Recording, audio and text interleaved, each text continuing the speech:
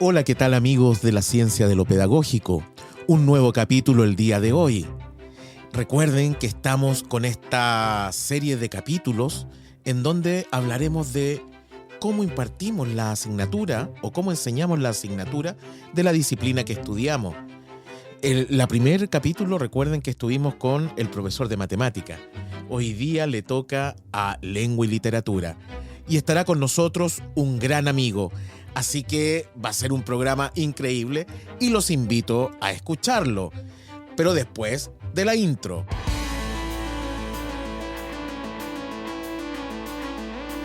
La ciencia de lo pedagógico. Con Gabriel Erices.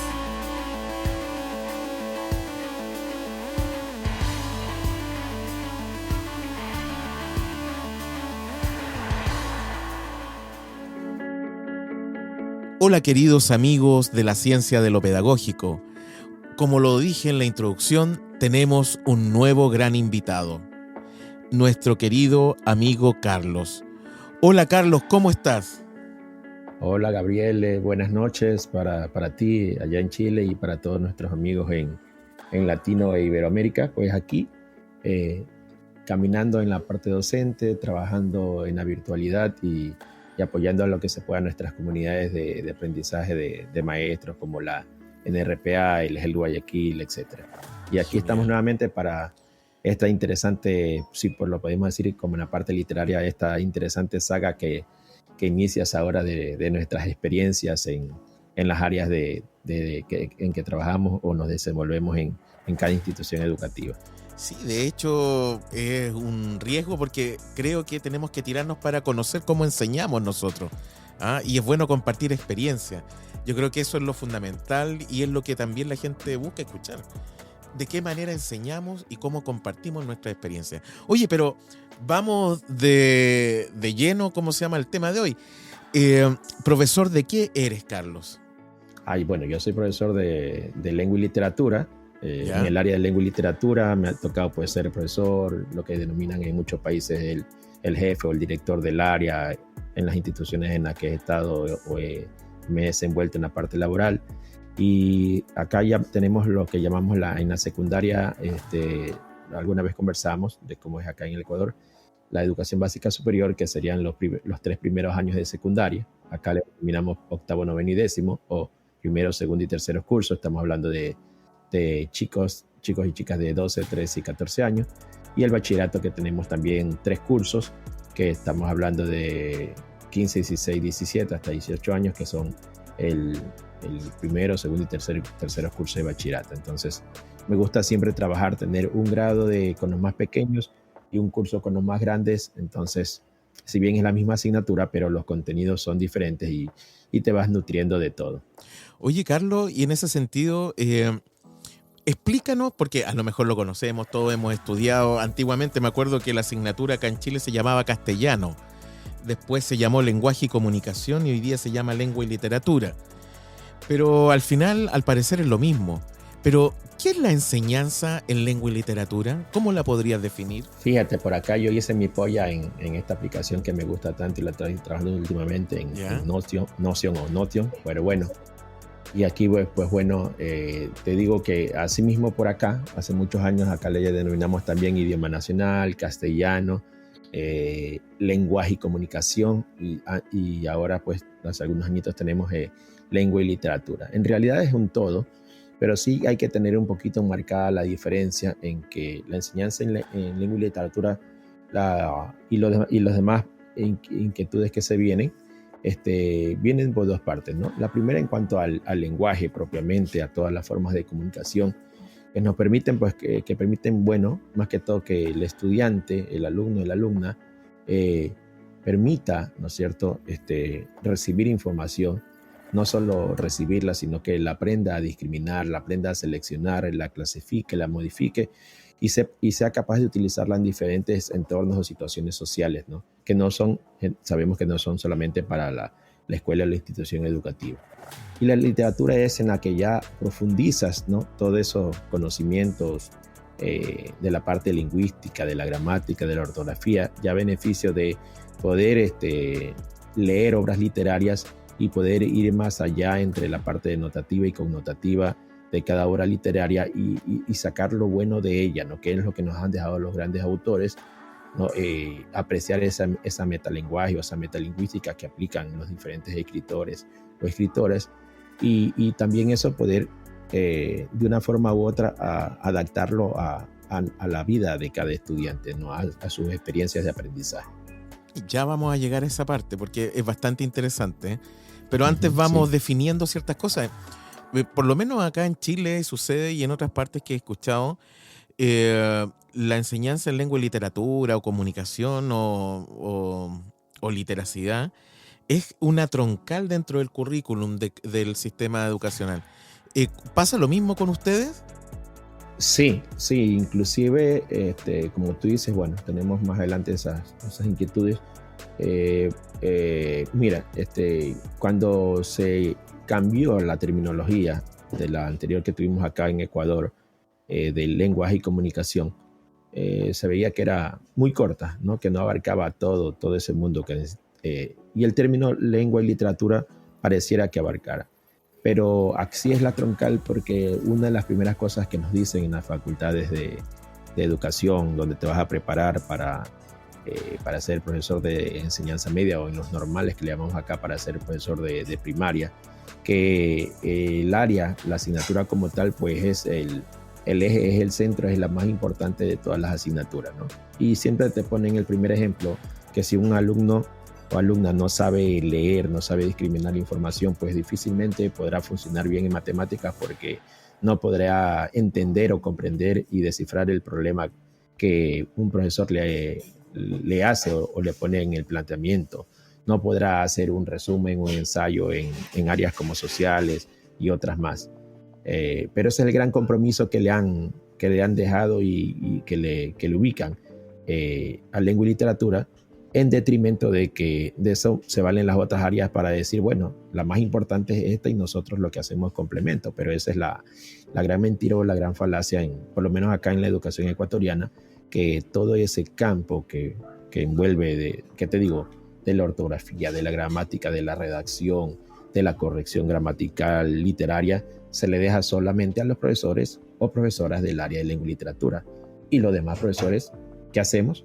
O sea, es la troncal, es la integral, pero se debe entender que el compromiso, ¿no?, de los objetivos, finalidades de esta asignatura la tienen todos los demás maestros y maestras en las diferentes áreas del currículo educativo en cada país. Y en ese sentido, ¿por qué no se da aquello? Porque yo ahí en tus palabras escucho un sentir en términos de poco trabajo colaborativo entre los colegas. Correcto, así es. Sí. ¿Por qué crees que se da eso? Porque yo, por ejemplo, yo digo que la lengua y literatura es fundamental. Aprendemos a comunicarnos, aprendemos a escribir, a comprender, a analizar, todo lo que está asociado al tema de literatura y de la lengua, que es la lengua materna. Ahora bien, pero ¿cómo los demás profesores, por ejemplo, podrían integrarla en su asignatura? ¿Cómo lo podría integrar, por ejemplo? Tú dabas ahí el ejemplo del profesor de matemática. ¿Cómo lo puede integrar el profesor que hace educación física o gimnasia? Mira, alguna vez pasé por una de las grandes instituciones educativas particulares de acá, y eso me sirve para ejemplificarlo. Y teníamos, sé que en todos los países lo hay, las unidades educativas, que implica instituciones que tienen tanto el preescolar, la primaria y la secundaria, pues tienen sus famosas ferias de ciencias, ¿no? O sí, las semanas culturales. Entonces, el director de esta institución, muy excelente, decía, bueno, nos reunía a todos y decía, bueno, esta va a ser nuestra semana cultural, que incluía toda la feria de ciencias, la feria de letras, la feria de arte, pero reunía a todos los jefes de áreas y nos pedía que planteáramos un tema, como le llaman, no sé si ustedes manejan lo del eje integrador, ese tema central, un tema que de tal forma o de tal manera que cada área pudiese trabajar desde su parte cognitiva, desde lo que se había trabajado en contenidos, en en destrezas, en habilidades con cada chico, en cada asignatura, pudiese presentar algo de lo que ellos habían estudiado o estaban estudiando durante. Pero de tal manera que ese tema era integrador y todas las áreas tenían que desembocar su aporte para la semana cultural o para su feria de todas las ciencias en relación a ese tema. Entonces, tú el tema, voy a poner algo rápido, no me acuerdo en ese momento, los inventos. Entonces, el área de lengua y literatura tenía que ver qué podíamos nosotros aportar, ¿no? Desde nuestra área, desde nuestros saberes, al tema de la semana cultural, que eran los inventos. Pareciera que el tema daba más para los de física, los de matemáticas, pero eso nos hacía que los profesores, ahí sí venía el trabajo colaborativo, el trabajo cooperativo que se llama, el aprendizaje cooperativo que se denomina ahora, nos exigía que nos reunamos, que nos integremos, que haya esa parte colaborativa y que seamos creativos para ver, nosotros como área de lengua, ¿qué podemos aportar, ¿no? ¿Qué podemos trabajar en este tema? Y te digo que todos los planteamientos, todos los saberes, todo lo que cada área presentaba para esa semana cultural, o que era una semana, ¿no? Cada una apuntaba de una u otra manera hacia el tema, el eje central que se había puesto para la semana cultural. Entonces era una semana cultural integradora. O sea, no era la experiencia de química, la experiencia de matemática, la experiencia de física, de educación física, sino que todos trabajamos alrededor de ese tema, de ese tema eje central o eje temático que les saben denominar. Entonces era muy interesante porque ahí se notaba y se veía. Y yo veo que hemos comprobado, creo que nosotros a través de las comunidades, que a los profesores nos falta mucho esa integración, ese espíritu de integración. Y pareciera mentira, creo que tú lo sabes por la experiencia en la NRPA, en los grupos de educadores de Google que somos partes en nuestras respectivas ciudades y países, que es más fácil trabajar esa colaboración con un docente amigo externo, porque pareciera que se vuelve más difícil dentro de tu propia institución. Sí, interesante. Acá por lo menos se ve un trabajo colaborativo, porque una de las cosas que sucede en la evaluación docente acá en Chile es que una de las cosas obligatorias hoy en día, cuando a mí me evalúan cada cierta cantidad de años, es la experiencia del trabajo colaborativo con otros colegas. Y eso es algo súper interesante porque también a uno lo obliga a poder conversar con el otro, a pedir ayuda.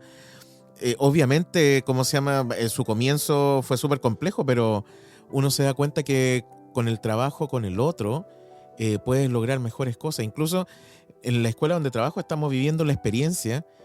El año pasado comenzamos en donde profesores iban a ver a sus compañeros profesores y tenían una retroalimentación entre ellos. Y se dio una experiencia súper interesante, muy, muy, muy interesante. Ya, pero esa es otra historia. Pero, estaba escuchándote, pero vamos más al área chica, y que yo creo que aquí tú tienes un gran aporte. Desde ese punto de vista, ¿podrías contarnos cuál es tu enfoque o método al momento de enseñar? ¿Qué haces en la clase? Correcto. Mira, en las universidades, en las escuelas de docentes, o como manejemos en cada país, sea para primaria, secundaria o superior, siempre vemos que hay un sinfín de métodos, desde los tradicionales, desde Montessori, vemos Piaget, nos hacen estudiar hasta las teorías psicológicas y demás, ¿no? Que el método científico, que el deductivo, que el deductivo, nos mezclan con la investigación científica. Pero en estos más de 25 años de trabajo y experiencia docente, y en los cuales en estos últimos años he seguido aprendiendo y cada vez más, ¿no? Veo que aquí dos términos han sido claves para mí, ¿no? Dentro del área de lengua y literatura, como enfoque, el enfoque netamente comunicativo. Y como más que un método, creo que alguna vez lo hablábamos antes en las experiencias por países, el aprendizaje significativo. Si la asignatura de lengua y literatura no trabaja ese enfoque comunicativo, es decir, aunque es lengua y literatura, lengua pareciera decir esto es gramática, esto es ortografía, esto es redacción, y literatura sería la lectura, la diversión con obra literaria, hablar de ensayos y demás. En realidad, la asignatura como tal es un todo, ¿no? El trabajo que se hace en lengua desemboca en lo que podamos trabajar adecuada y correctamente en literatura. Entonces, ese enfoque comunicativo, que es el enfoque global de la asignatura como tal, el de poder trabajar cada uno de esos saberes, ponerlos en práctica para la parte social, para la parte emocional, para tus buenas relaciones personales e interpersonales, tiene que darse. Si lengua y literatura no tiene ese enfoque comunicativo, no cumple con ese enfoque comunicativo, o sea, el que te permita aprender lengua, aprender literatura y que te permita comunicar y plasmar tu experiencia de aprendizaje para llevar una correcta relación interpersonal de comunicación con los demás, en tu familia, con los demás, sencillamente no está cumpliendo ese objetivo. Y como decimos siempre, es el término aprendizaje significativo. Si aquello que estamos enseñando o trabajando, más que enseñar, trabajando y a la vez aprendiendo con nuestros alumnos y alumnas, chicos y chicas, no tiene una relación con aquello que en ese momento se está viviendo en nuestras comunidades, en nuestras localidades, en nuestras ciudades, en nuestros países, definitivamente ese conocimiento no tiene para qué transmitirse, bueno, enseñarse y peor transmitirse, ¿no? Si no es significativo, no tiene relación, como te acordarás a nosotros. Esto lo tenemos que aprender porque este es el currículo, el contenido de tal año cuando fuimos estudiantes de escuela y de colegio. Pero ahora nuestros chicos y nosotros mismos nos hemos hecho la pregunta, a ver, sí, hay contenidos que se repiten en muchos grados. ¿Por qué tenemos que volver a enseñarlo? No, nos inscribimos, ya reflexionamos. Entonces, nuestros alumnos mucho más. ¿Por qué? ¿Para qué me sirve a mí esto? ¿Por qué yo tengo que aprender a hacer esto? Entonces ya el enfoque del maestro tiene que ser, no, selecciono estos contenidos porque esto tiene que ser significativo para mis alumnos, tiene que llevarlo a extrapolar más allá de lo que hacemos netamente en el aula. Entonces, últimamente en estos años he tratado de cambiar porque en algún momento fui parte de la transmisión de contenidos de profesor, alumno y nada más. Y es bueno cuando tú lo puedes ver y decir, no, pues yo no quiero que a mis alumnos lo eduquen como me educaron a mí, aunque tuve excelentes profesores en todos los niveles, pero quiero ir más allá, ¿no? Y que después ellos lo puedan replicar de esa manera.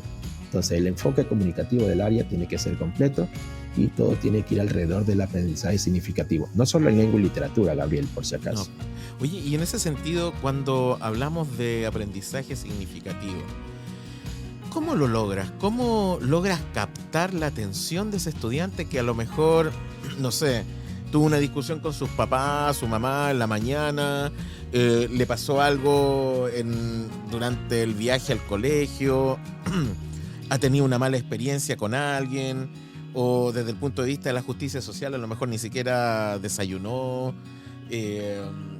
y lo retan mucho? O va súper bien, la ha pasado bien, va pensando en otra cosa. ¿Cómo ese tipo de estudiantes que tenemos en nuestras aulas, cómo tú los captas? ¿Cómo logras captarlos para poder generar o gatillar ese aprendizaje significativo?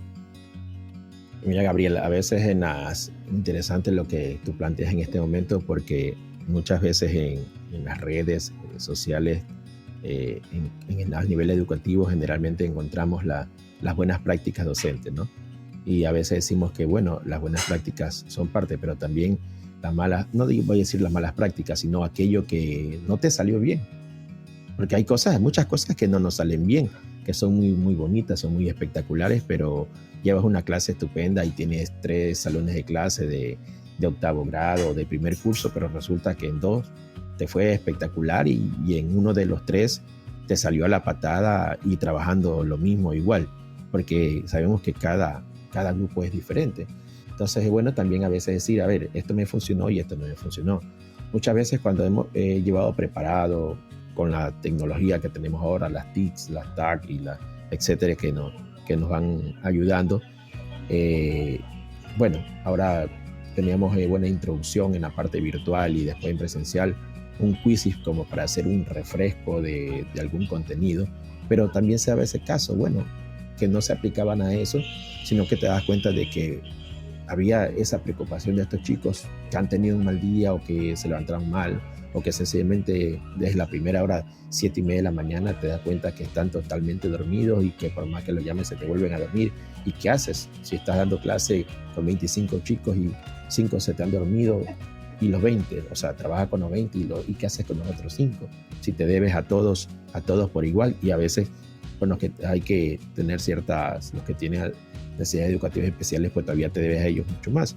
Entonces hay que cambiar la figura, ahí el profesor tiene que ser creativo y que no se necesita tanto, sino a ver, ¿qué te pasa? Ándate a lavar el rostro, a ver, cuéntame qué te pasó. Y a la final esa parte, que si te la cuenta y la puede comentar con todos en su aula de clase, yo siempre le digo, hay algo que yo tengo y siempre le digo a cada grupo, y mucho más en aquellos que puedo ser tutor.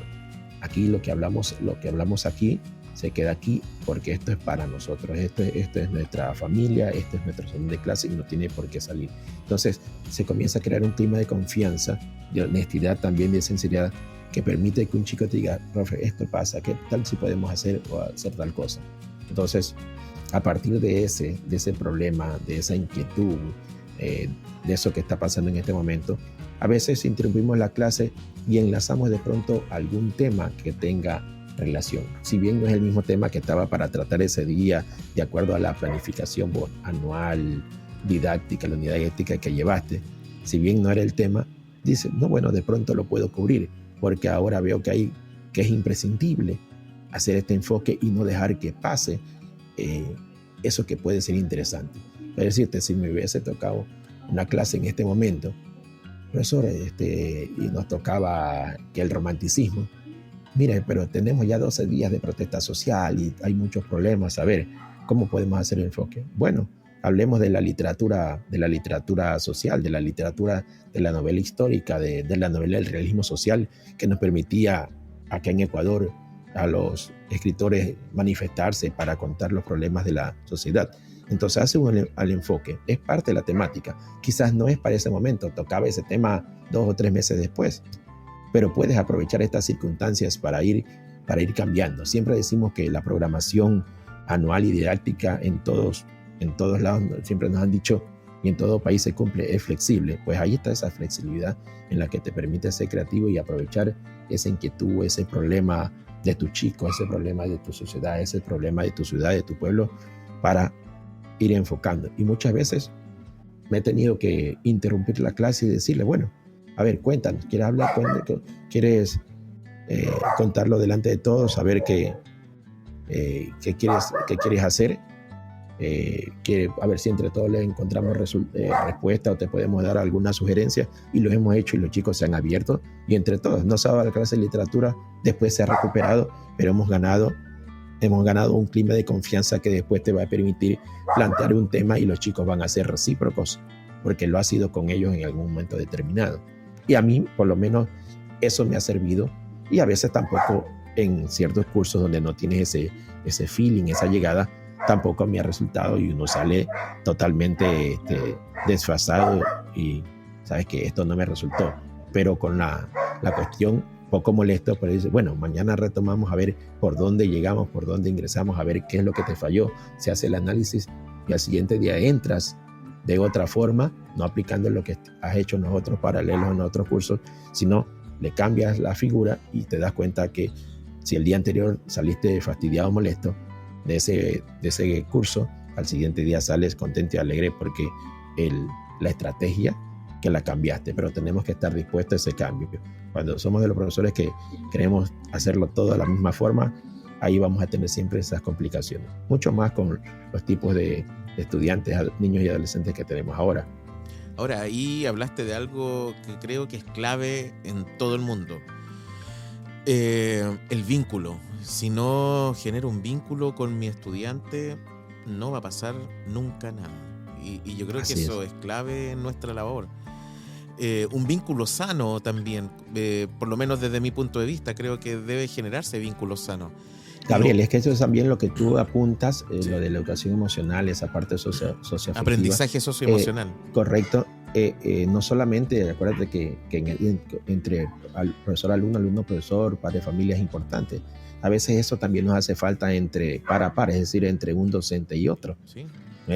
Como no hay ese vínculo con tu compañero que lo ves esporádicamente porque no compartes el mismo salón de profesores, ¿no? Pero como tú dabas un ejemplo, eso de compartir o de ir y poder ser parte y de entrar al salón de un compañero y ver cómo da clase, hacer esa codocencia, eso va rompiendo esos esquemas y va afianzando ese vínculo. Ahora, yo creo que uno nunca puede enseñar lo que no tiene. Y en ese sentido, por ejemplo, si yo voy a enseñar, y lo dice Lorea Martínez en su libro Pedagogía con el Corazón, que no puedo enseñar las emociones y cómo trabajar las emociones si yo no las trabajo primero. Si no soy capaz de enfocarme y de asumir y aceptar mis emociones y saber cómo lo hago. Es como cuando un amigo también me dice, oye, puedo amar si soy capaz de amar. ¿Ah? Y si me han amado. No porque se me ocurra amar. Pero es interesante eso. Oye, pero Carlos, mira, desde esa perspectiva, porque es bien interesante, porque yo creo que existe, o a lo mejor nunca se ha llamado así, yo lo nombro ahora, la pedagogía del vínculo. Yo creo que es clave la pedagogía del vínculo. Y eso con ciertos matices, y también tiene que ver con la forma de ser de cada profesor. Y en esto de la lengua y literatura, o literacidad, que hoy día también se está llamando con cada vez más fuerza, y también después de esta pandemia que todavía la tenemos ahí a la puerta, ¿cómo se ha desarrollado la enseñanza de la lengua y literatura con la tecnología? ¿Se celebran bien, caminan bien, concomitan bien? ¿Qué pasa con ello? Mira, hace poco revisaba, porque dentro de lo que enviaste, lo de la literacidad, ¿no? Que para que lo entiendan un poquito los que nos van a escuchar, ¿no es cierto? Es un concepto, bueno, que tiene no mucho tiempo, de esa manera, que es el hacer la lectura y la escritura desde la investigación educativa, pero hacer un todo, ¿no? O sea, y en literatura, ¿no es cierto?, son esas capacidades, habilidades que nos permiten, lo que yo te decía, leer, comprender, asimilar cualquier contenido, ¿no es cierto? Tú le enseñas en literatura de una manera, pero nuestro alumno y alumna lo extrapola, y aquello que recibe, pues, va a aplicar esa literacidad. Pero mira, y revisaba, y muchos decían, ¿no es cierto?, que le ven eso de la tecnología, concretamente en literatura, que en literatura más que en lenguaje, que en literatura lo que ha permitido es esencialmente que haya una cuestión, que la cuestión tradicional de leer obras literarias se traslade sencillamente a escuchar, por ejemplo, audiolibros, pero sin ninguna reflexión y nada por el estilo. Pero yo sí difiero bastante en eso, porque tanto para la lengua y literatura, bueno, pero para la lengua o el lenguaje más que todo, nos ha dado un sinfín de herramientas. Y tú sabes que cada vez, más que todo lo hemos sentido desde el 2020, desde el asunto virus, pandemia, confinamiento, y ahora que estamos saliendo en la mayoría de nuestros países y cuidándonos, muchas de estas herramientas que no eran concretamente para educación, se fueron estas empresas alineando a la educación, han encontrado, creo, su veta de oro para expandirse en educación, y se han dedicado completamente a brindar excelentes, unas mucho más que otros servicios a la educación. Entonces, en lenguaje, en la gramática, en la redacción, en la escritura, tenemos plataformas, tenemos apps o aplicaciones que nos permiten ser más dinámicos, hacer más atractiva nuestra clase desde la propia introducción de la clase, los conocimientos previos, hacer ese repaso ya no en una hojita de manera literal, sino trabajar con un proyector, abrir tu plataforma, tu libro digital, tiene actividades digitales, los chicos se les puede enviar para que lo hagan digital. Pero en literatura pareciera ser que nos queda debiendo. Pero de la experiencia que yo he vivido, hay la literatura en sí mismo se está nutriendo muchísimo de estas tecnologías de información y comunicación, de las TAC, de la tecnología del aprendizaje del conocimiento, y ahora dicen de las TEC, de la tecnología del empoderamiento, ¿no? Y vemos que hay ya plataformas que ya abarcan obras literarias, pero que te permiten tener o desarrollar un cúmulo de actividades para que los chicos puedan extrapolar eso que leen, no puedan llevar a la práctica, puedan hacer ejercicios, inclusive una que estábamos analizando al cierre del año lectivo anterior, por el mes de entre febrero y marzo. Acá iniciaron las clases en la región costa en el mes de mayo, concretamente para hacer el primer viernes de mayo, y veíamos que inclusive esa plataforma ya trabajaba con el ABP, con el aprendizaje basado en proyectos, para ir desarrollando todos los proyectos literarios. Entonces tenemos que ver, los profesores más que todo, analizar, porque creo que tú y yo coincidimos en algún momento que no es por conozco esta herramienta y ya la voy a utilizar. Conocí el puzzle y mañana aplico el puzzle, conocí quizzes y mañana aplico que conocí Wattlet y mañana, ¿no? Sino que yo siempre le decía a mis compañeros, y ahí viene lo que tú decías de ese vínculo emocional, afectivo. Por ahora yo estoy fuera de un salón a aula de clases en estos últimos meses, pero ese vínculo emocional que creo que mis compañeros, estoy en contacto con ellos me escriben, yo les escribo, conozco de información, les envío para ver si que ellos vayan cambiando su forma, digo, no se queden atrás, vayan cambiando, dinamizando sus clases. Entonces, vemos que ahora los mismos escritores se valen de estos medios, de estas TIC, de estas tecnologías para dar y difundir sus obras. Hay una plataforma, Wattpad, que te permite que como persona común, seas estudiante, profesor o no, te inscriba, puedas comenzar a escribir, a hacer tus opiniones como escritor. Quienes te siguen te pueden comentar, ¿no? Y puedes inclusive conseguir contratos para después publicar tus obras a través de esas opiniones.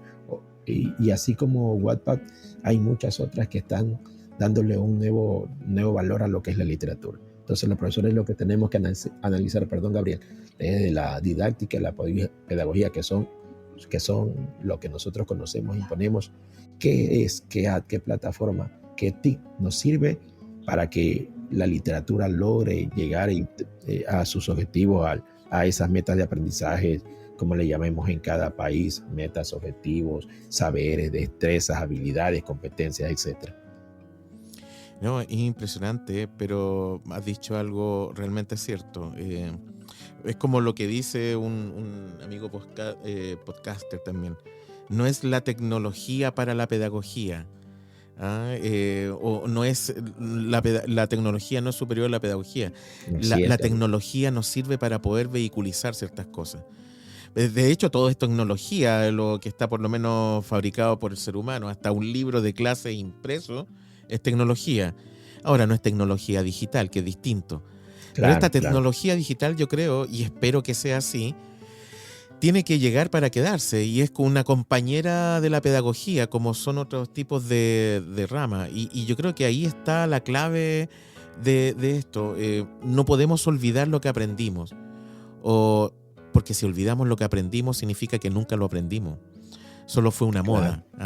Y yo creo que ahí es clave el apoyo entre todos nosotros los profesores, para cualquier asignatura, pero en el caso tuyo, para lengua y literatura, cómo vamos apoyando el uso de estas tecnologías que sirven también para mejorar la forma en la cual yo puedo realizar la enseñanza y obviamente gatillar los aprendizajes de la y los estudiantes. Así que eso. Oye, Carlos, antes que terminemos, porque realmente ha sido súper interesante el tema, pero me gustaría que tú nos dieras una reflexión final respecto de la enseñanza de la lengua y literatura. ¿Cómo la ves? Un consejo para nuestros amigos que están a lo mejor algunos decidiendo o estudiando lengua y literatura, o están trabajando en lengua y literatura, o en otra asignatura también.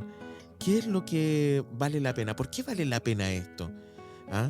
¿Por qué? ¿Qué sentido tiene? A ver, Gabriel, yo siempre, cuando trabajaba más que todo, a mí siempre me ha gustado alguna vez, cuando me hacían entrevistas para trabajo, me decían, ¿qué más le gusta a usted como profesor?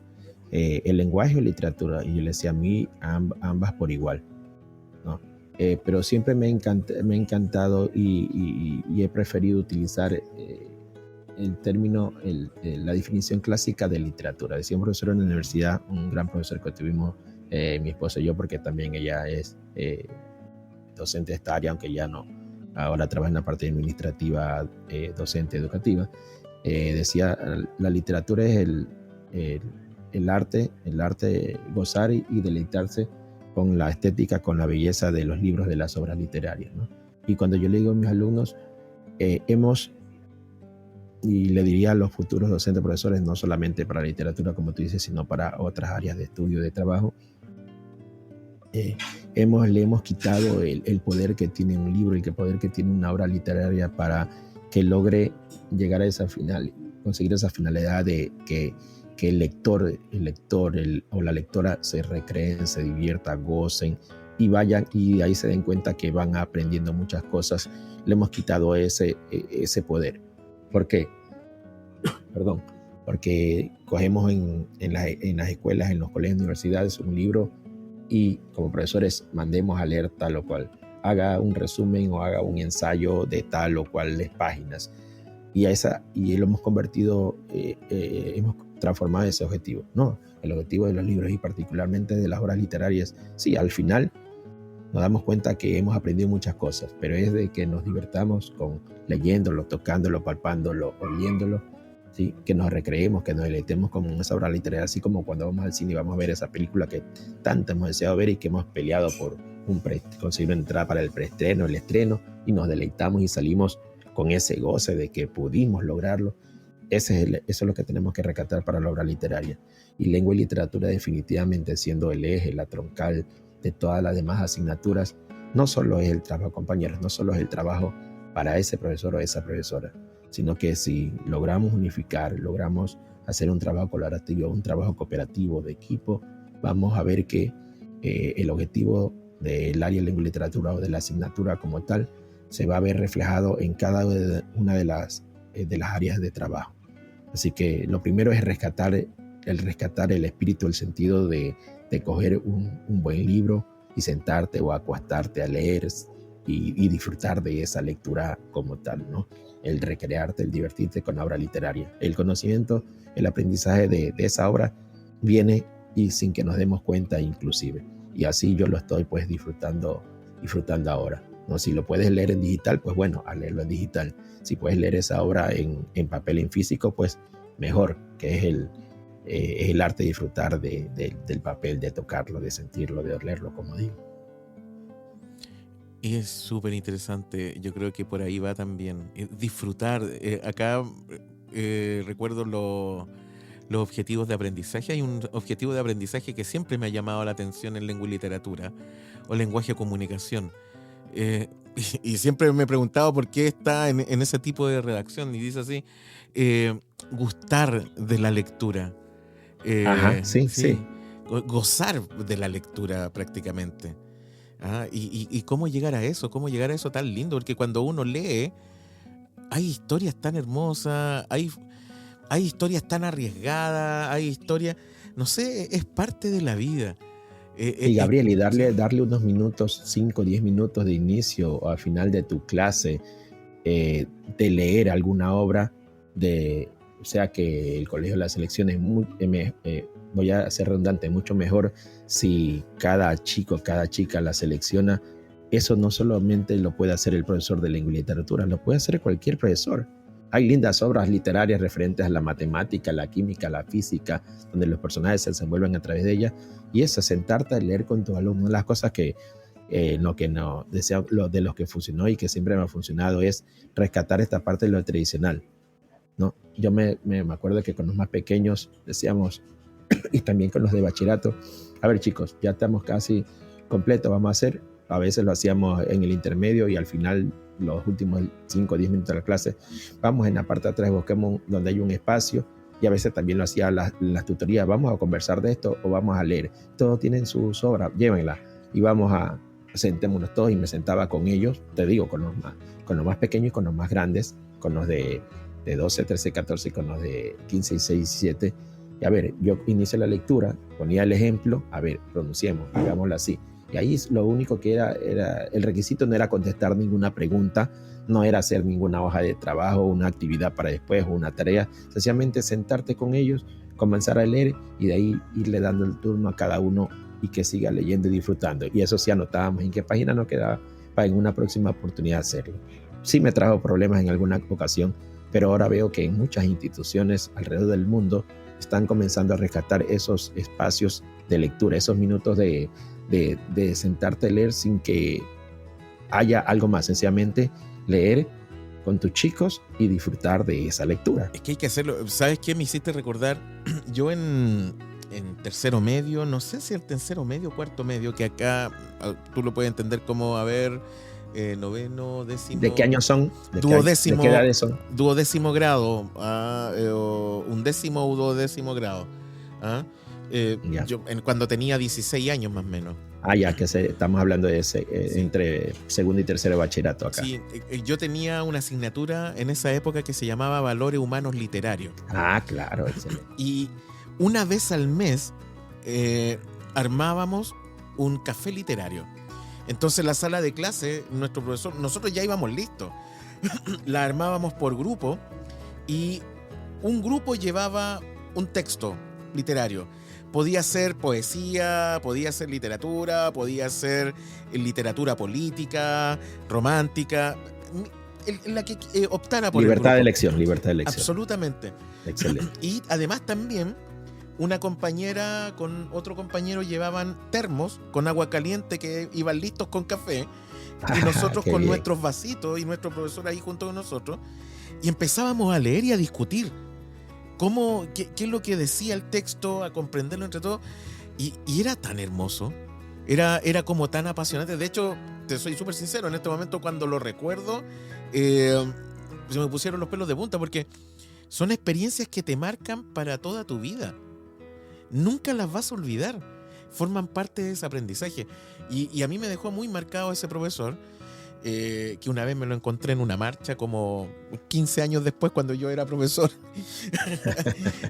y fue súper interesante porque te hizo gustar de la lectura, te hizo amar la lectura, y te cambiaba el contexto de sala. Ya no era esa sala donde estabas mirando a tus compañeros en la nuca, sino que movíamos nuestras bancas, era como si estuviéramos en un café, nos estábamos tomando un cafecito y disfrutábamos y nos apasionábamos, discutíamos, éramos capaces de escucharnos también. Qué bonito, no sé, yo creo que hace falta eso. Claro, mira, Gabriel, sobre eso, qué linda y bonita experiencia. Tú mismo dices, al evocar eso, ¿no? Al recordar, ¿no? Sientes una nostalgia grande, pero también una alegría de esas cosas que se te quedaron y que no tenían nada que ver con un contenido científico en ese momento, sino era de disfrutar con tus compañeros, aquellos que llevaban los textos literarios y aquellos que llevaban los termos con café. Qué linda experiencia. ¿Tú crees que a partir del 2020, el confinamiento en muchos países han rescatado los famosos clubes de lectura, los clubes de libros, ahora de manera digital, y la gente selecciona? Yo estoy en un club de lectura acá que le llamamos el 2020, que tuvo un comienzo en diciembre del 2019 y se incrementó con gente de muchas ciudades de acá de Ecuador, y no nos conocemos virtualmente, pero surgió un grupo, una maestra de Quito, y lo propuso en Twitter y se armó un grupo. O sea, tienen un grupo en Telegram, un grupo en WhatsApp, tienen una comunidad muy bonita, hay un equipo ya de trabajo, y cada mes por elección a través de Telegram, antes era por Twitter, seleccionan un libro, van variando el tipo de novela, el tipo de poesía, novela histórica, novela de aventuras, de romántica, etc. Y los integrantes del club son los que por votaciones eligen. Si lo pueden conseguir en digital, lo consiguen. Si pueden comprarlo, lo compran. Y una vez al mes, generalmente la última semana de cada mes, perdón, la primera vez del siguiente, se reúnen vía Zoom. Si están dentro de la ciudad, pues van al lugar que es una librería en Quito, en la capital del país, de acá de Ecuador. Se reúnen los que pueden ir de manera presencial, y los demás pues podemos seguirlo a través de Zoom, ¿no? A través de una cuenta de Zoom que tiene el club. Y así como en Ecuador, los clubes de lectura se han disparado durante la época de confinamiento, y la gente tiene necesidad de leer y de apreciar y de comentar. Oye, ¿qué te parece ese personaje? Lo que hizo, lo que le ocurrió, me identifico con tal cuestión. Y no por un compromiso de que tengo que estudiar esa obra literaria para contestar una evaluación con unas preguntas, no, sencillamente para comentar, ¿no? Para identificarte, para sacar ese mensaje, para ver lo que el autor, la autora te quisieron transmitir. Es reencontrarnos. Eso debemos reconquistarlo, eso debemos rescatarlo de alguna manera. No, y reencontrarnos. La labor, sí, reencontrarnos, efectivamente, sí. Gabriel. Sí, porque A ver, la literatura no tiene sentido si no se comparte. Una buena película tampoco tiene sentido. A propósito, también yo lo recordaba porque teníamos un profesor que nos hacía una clase que se llamaba Visión Histórica de América Latina, que era otra asignatura electiva, y vimos muchos documentales. Y documentales que nos hacían reflexionar. También ver una película, compartir un cortometraje, juntarnos entre nosotros, entre los docentes, recuperar esos espacios de reflexión. Pero bueno, oye Carlos, realmente, ¿cómo se llama? O nos vamos a pasar mucho el tiempo, pero fue realmente exquisita la conversación. Yo creo que nos hace falta estos espacios. Y yo te agradezco realmente de que hayas dado este espacio a la ciencia de lo pedagógico, porque creo que siempre las conversaciones contigo son un gran aporte y son un gran momento. Además también amigos a la distancia, de tanto tiempo que no nos vemos también. Así es. No, agradecerte a ti, Gabriel, porque a través de tu podcast que ha roto esquema y que ya te estás codeando también con los grandes de la podcastero, rompiste un esquema acá en nuestra América del Sur, ¿no? Y nos ha ayudado bastante porque has hecho visible y presencial la voz de muchos educadores que tú has podido contactar y que han dicho que sí, han estado por aquí, y darnos la oportunidad de estar nuevamente y de comentar mucho más de aquello que nos apasiona. Ya me imagino los próximos capítulos de esta saga de cuando tengas enseñando matemáticas, enseñando química, enseñando física, educación física, esas experiencias increíbles, y que ojalá cada uno de los docentes y maestros los maestras que puedan pasar por este espacio, pues también nos cuenten lo positivo, lo negativo, lo bueno y lo malo de su labor docente, y que nos dejen un gran mensaje. Así que gracias a ti por darnos hacer visible nuestra voz de muchos docentes latinos e iberoamericanos, amigos. No, y realmente muchas gracias a ti, Carlos. Un gran abrazo a la distancia y nos escucharemos en algún otro momento. Un abrazo. Un gran abrazo también, Gabriel, y nos estamos escuchando. Muchas gracias. Ya lo escuchamos, amigos, reflexionamos junto a nuestro querido compañero Carlos, un gran profesor de lengua y literatura. Aquí hay algo que nos hace resonar constantemente. Esta responsabilidad social que tenemos los profesores. Qué fundamental es eso. En la experiencia de Carlos nos ha vuelto a recordar esos aspectos que son fundamentales cuando elegimos ser profesor o profesora. Y yo creo que es fundamental retomar eso que nos llevó a estudiar pedagogía. Una gran reflexión, realmente muchas gracias, estimado Carlos, y bueno, espero que les haya servido y que les haya gustado, queridas y queridos amigos y amigas. Aquí solamente en la ciencia de lo pedagógico buscamos ser, si es que podemos, un aporte en lo que cada uno de nosotros realizamos en el aula, que para eso estudiamos, porque amamos lo que hacemos. Así que un gran abrazo y recuerden, compartan todos los capítulos que ustedes han escuchado de la ciencia de lo pedagógico. Además de compartirlo, reflexionen con un grupo de amigos, conversen respecto de eso. Yo creo que uno de los elementos fundamentales de este podcast es ese, poder reflexionar en torno a las prácticas pedagógicas para poder también generar grandes cambios y aprendizaje en los estudiantes, en las y los estudiantes. Así que espero que les haya gustado el capítulo de hoy día y por supuesto, ustedes saben, aquí siempre nos van a encontrar. ¿Dónde? En la ciencia de lo pedagógico.